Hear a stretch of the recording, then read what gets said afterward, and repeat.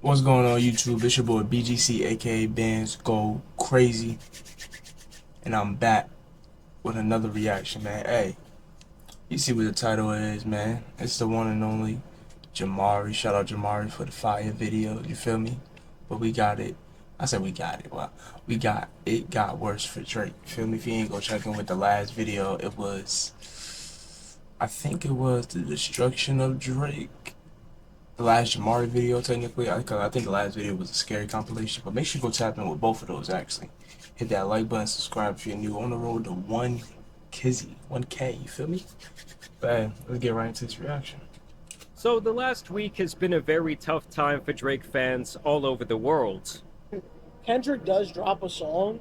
When he does drop a song, bro, I heard, oh man, and I'm gonna be stressed out again.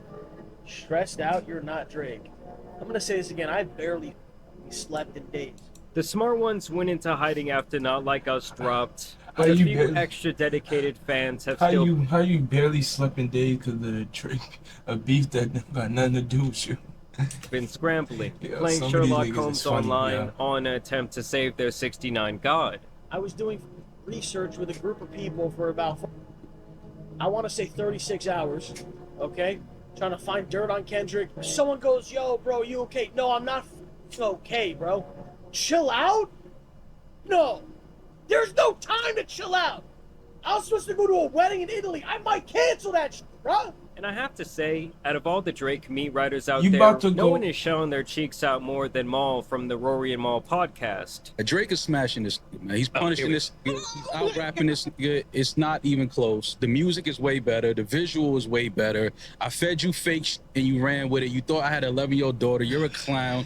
You digging for dirt. You should be digging for proof. I mean, this guy really sat there for 3 hours and defended Drake more than most men would defend their girlfriend. He was damn near breaking down into tears. He got so emotional that Drake got bodied. This nigga's taking his fake information. I told y'all this on Family Matters when I said, you digging for dirt. You should be digging for proof. I got pictures of the fucking little girl all in the fucking video plastered on the wall. I'm fucking playing with this dumb nigga, and he's going for it. I'm the most lit nigga in the game. Y'all mad, and there's no skeletons in my closet. I'm not no fucking... You put your hands on your girl. She's been engaged for years. You're not married yet. You living in New York. She's not. And because he released it right after the Family Matters. It's a better record. Get the out of here with that shit. We didn't say it was a better Smashing record. on We these said niggas, Family man. Matters is probably the best song in this whole It shit. ain't no probably. It's the best record that's released in this entire beef. But the best part of the Hell no, it's not. That nigga is. He got Drake like all down his throat. Jesus Christ, nigga. Like, yo, niggas don't like to see the realism, bro. I'm just saying, both ways it'll be bad. Obviously, Drake got hit a little bit worse because he got a double allegation, you feel me? Not passing by that Kendrick hit his wife, you feel me? Or fiance, whatever y'all want to say it was. That shit not cool at all. But if we're talking about overall who won, yeah, he definitely won.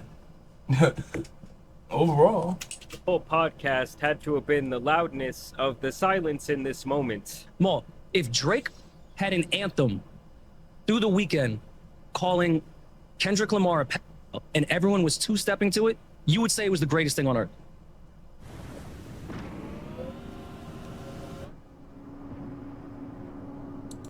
Look what Drake did. He made everyone dance to you being a pedophile. You can't even walk outside. Because anytime we're at a party, someone's gonna play a song that's about you being a pedophile and we're gonna sing along to it. You would say if Drake did that to Kendrick, that would be the greatest diss shit ever. You would say that. It is an undeniable Yo, it got dumb quiet. I mean, the silence was so loud. You could hear a pin drop, nigga. Fuck that. You could damn near hear paper fall.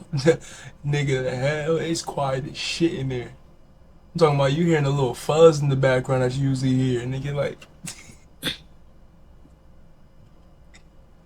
you... But he's speaking facts, though. The nigga is... Bro, the nigga's not even looking at the It is an realism, bro. At undeniable least look fact at the that realism. If Drake dropped a #1 anthem record on Kendrick's head, his fans would be throwing him parades in the street.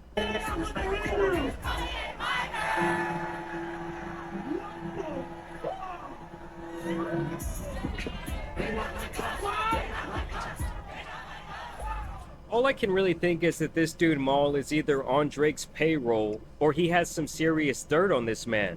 Like even DJ Academics of all people has been waving the white flag recently. I wasn't gonna admit this shit, but I could admit it now.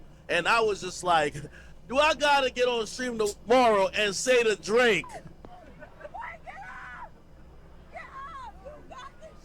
get up? I was thinking about it. I couldn't sleep last night, y'all. I'll be honest. I couldn't sleep.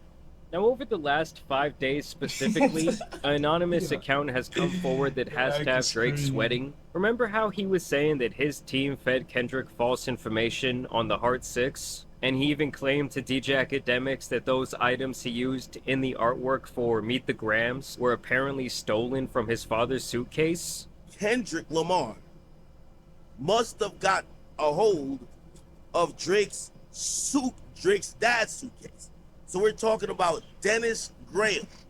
We plotted for a week and then we fed you the information, the Maybach glove, and the drug he uses for less inflation. Well, it's looking more and more like that was actually a case of Drake lying, and that those items might actually indeed be his. Because on May 10th, a Twitter account named Ebony Prince 2K24 popped up and threw his hat right into this beef, sharing a chilling video of a newspaper from that day, as well as the items from the cover of Meet the Grams. This includes Drake's alleged prescriptions, some rope, the gloves, the button-down t-shirt with the bulldog on it, as well as several other items which I have to think either belong to Drake or are being used as some sort of subliminal messaging.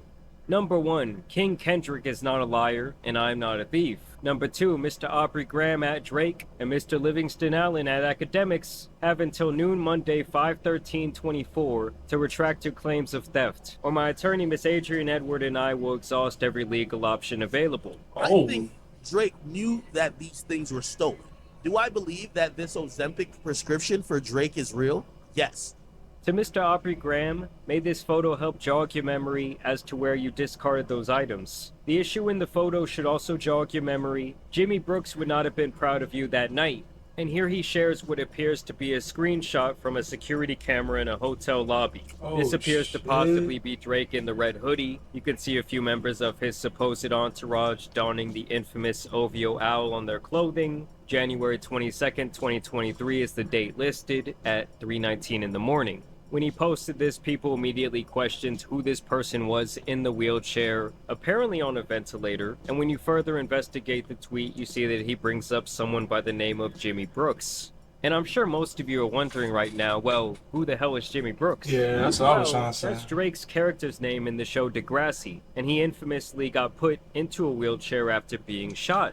So why would Jimmy not be proud of Drake that night? Well, people speculate it must have something to do with the person in the wheelchair in this photo. And then they had a theory that the noise at the beginning of Kendrick's song 616 in LA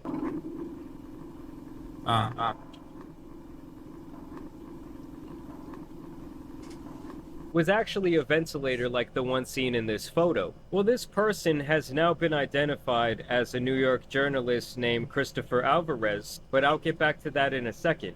You've had many things discarded on your behalf over the years. I wonder if you can remember them all. You're blocking my money with your lies, so you have forced me to get it another way. 2 Black American men became unemployed at this exact moment, apparently only minutes before the other screenshot. How do we know you're not like us? We never come back after we curse out the service providers. To be honest, I thought you were going to at least say you were mistaken by now, but okay.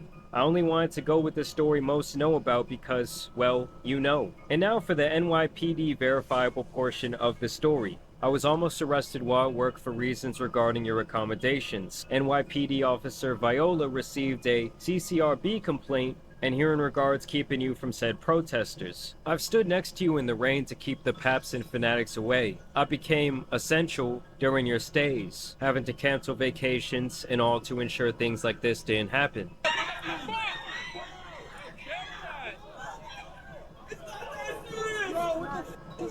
Someone asked how to make it stop. 5 words. King Kendrick got the number, and his team too, as well as a quite riveting email that would send shivers down your spine, alluding to the idea that he has been in cahoots with Kendrick or his team.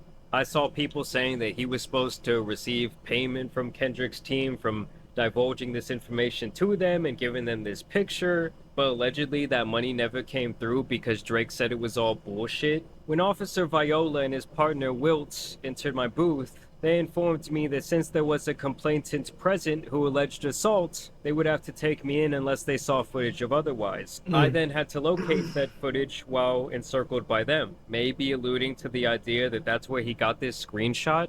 This person would then share yet another cryptic video saying, "Dear Aubrey, did you really think this was all about a shirt and some scripts? This was about diamonds. Time for some hard truth." What? In the video, you can see what appears to be a shot-up target from a shooting range, as well as the jewelry that he's alleging belongs to Drake. He would then go on to share another picture of more jewelry. You see, the minute you said stolen, you introduced a dilemma in my world, more specifically, my professional world. Lost and Found is a well-known and look forward to perk of hospitality.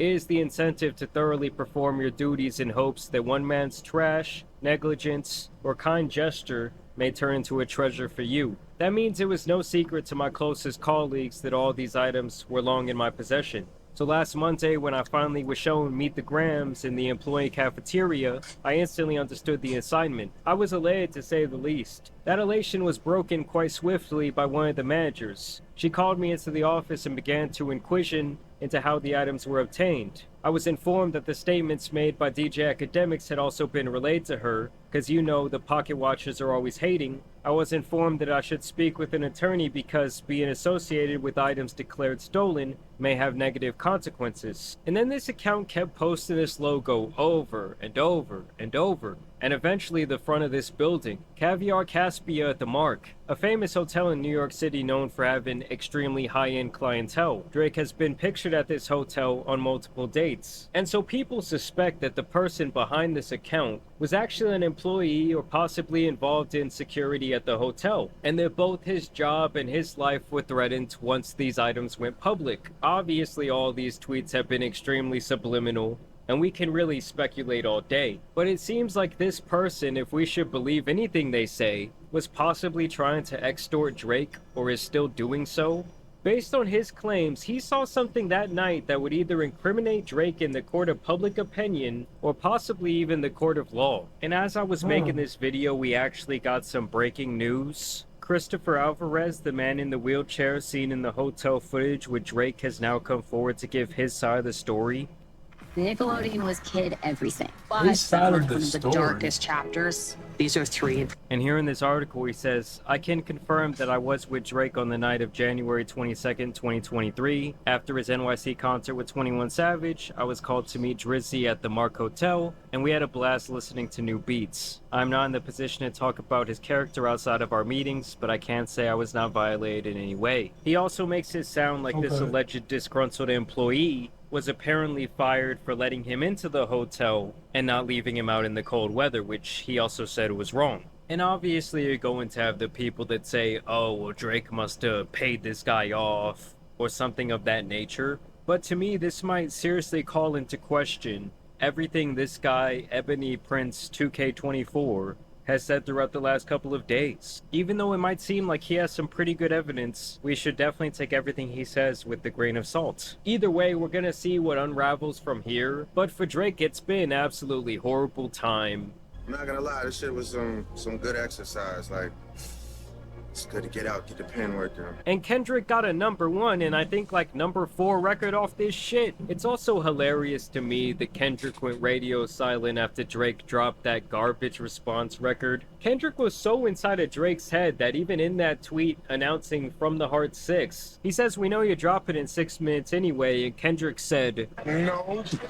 Either way, I want to know what you guys think about this situation down below. It's getting pretty spooky, okay? There was obviously the shooting in front of Drake's house where one of his bodyguards took a bullet. We got LeBron dancing around in the background of a potential Kendrick Lamar video, which y'all know had Drake in his feelings like no other. Yeah, what'd I tell you? What did you say to him? You said that I can never let you down. But I want to know what you guys think about all this down below. What do you think about the Twitter Riddler, Ebony Prince 2K24 character out there? I mean, I think that motherfucker better be careful. He's dealing with some real big fire right now. Either way, I will keep you guys updated on this situation. But as you guys know, it's been your boy, the Tan Superman, and some other rap beef out here needs to be uncovered, so I'm out. Another good vid for my boy Jamari, you feel me? Make sure you hit that like button, subscribe if you're new. This was It Got Worse for Drake, you feel me? On the road to 1K, still grinding, still going crazy. Make sure you tap into my Twitch as well. I've been streaming every day. I didn't stream, I guess technically yesterday, cause I don't stream days. So I spend days with my girl and shit. But besides those days, which sometimes can be random, you feel me? That shit could be on a Tuesday, or shit could be on a Saturday, or shit could last for like a couple of days, you feel me? But hey, I'm gonna catch y'all on the next one. Hope y'all enjoyed this reaction. It's your boy BGC, aka Bands Go Crazy. And I'm out this thing, man.